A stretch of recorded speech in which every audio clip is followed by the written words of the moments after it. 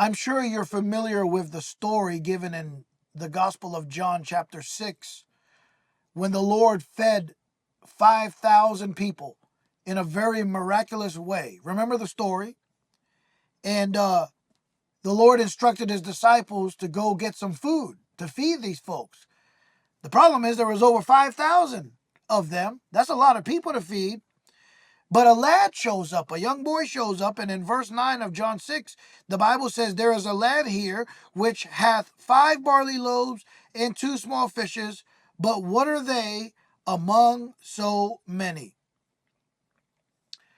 Well, that doesn't seem like much. It's not much at all. It's definitely, not according to human standards, it's definitely not enough to feed over 5,000 people, right?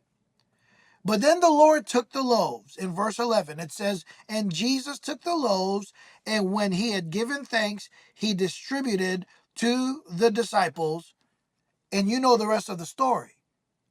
They wound up feeding all 5,000 of the folks there with just 2 fishes and 5 barley loaves.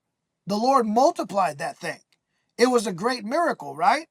But the point I want to draw out from this is the part where it says that the Lord had given thanks. And you know, something that would be good for us to learn is so many times our efforts are insufficient. They're not good enough. I mean, come on. 5 loaves of bread, 2 fishes. Thank you for your contribution. But it's nowhere near what is needed. It is not sufficient. But you know what? It's what he had. He did what he could.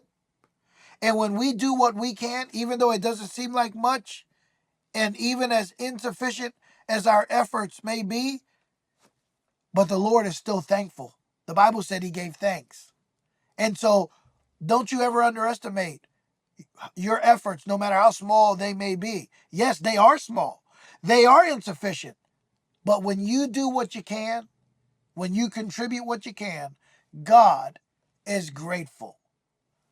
That's a very comforting thought. God bless you.